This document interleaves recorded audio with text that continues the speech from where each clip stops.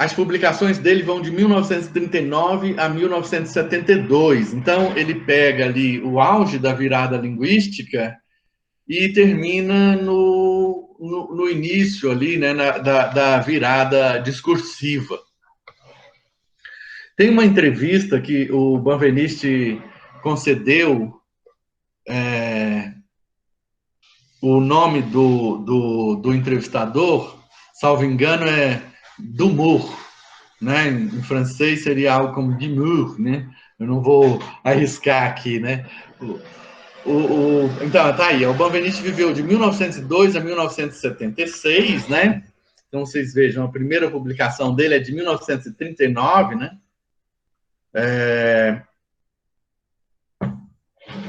Ele tinha, então, 37 anos, né? 37 anos. Ele nasceu em Alepo, como eu já falei, naturalizou-se francês, né? Mudou para a França com 12 anos de idade, trabalhou no Collège de France e na École Pratique des Hautes Études, atuou como pesquisador em linguística histórica comparativa e em linguística geral. O Benveniste, ele foi um comparatista, né? Mas, diferentemente dos colegas mais velhos dele, inclusive do Saussure,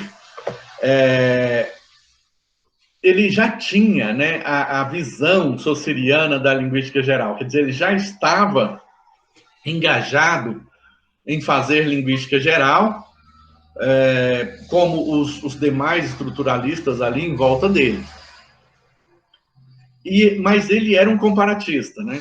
Ele trabalha...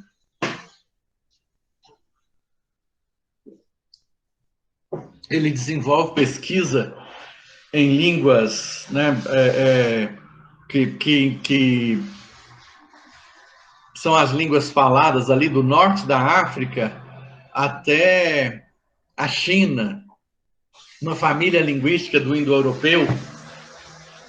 Eu estou com medo de errar o nome da família, mas eu tenho a impressão de que é o... Eu não sei se é o Hindi ou se é o Yiddish. Me atualizem aí, eu estou em dúvida. Esqueci qual que é. Mas, enfim, essa família, ele pesquisou nessa área, né? Ele pesquisava nessa área. Foi assim, uma coisa que me deu muito trabalho, né? Fazer a leitura da obra dele, porque ele tem muitos exemplos em grego, né? Ele cita, por exemplo, ele cita lá Homero em grego, né? Ele cita muita coisa em grego, ele cita coisas ele cita a Bíblia no original, aí ele cita Cícero em latim. Então, assim, tem muitas línguas antigas, né, além de outras línguas que ele cita e que me deu muito trabalho para encontrar a tradução, né, porque os tradutores, quando era uma língua, por exemplo, grego, né, antigo, latim, eles não se deram ao trabalho de traduzir, né? Então, o Google Tradutor me valeu bastante para traduzir, sobretudo o grego, que é a maioria dos exemplos. Tem uma coisa curiosa para dizer sobre Benveniste, e que, na minha opinião, eu digo isso no texto, né? Foi algo que influenciou a organização da obra dele, né? Benveniste, como está dito aí, ele tem ascendência judaica, né? Ele era judeu, sírio-judeu francês.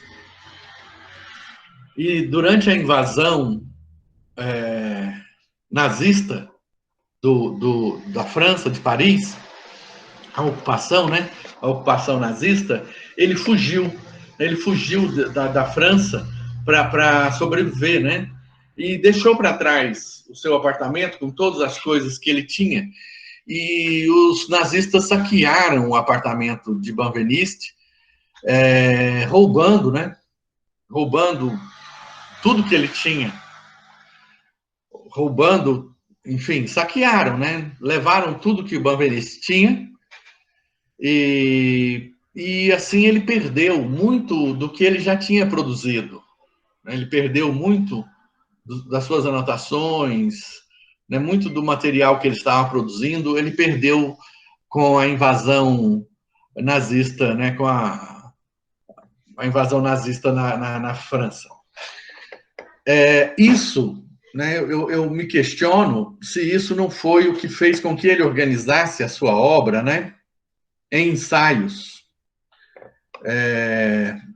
Uma forma de se preservar, que ao mesmo tempo, né, ele poderia condensar, mas não sei, por algum motivo, né, ele talvez por ter falecido, né, não sei, se é que ele pensava nisso, né? Mas ele não faz uma síntese da obra dele, né? Ele não tem essa síntese. É uma coisa, então, que eu sentia muita falta ao ler Benveniste de ter uma visão do todo do que ele estava fazendo.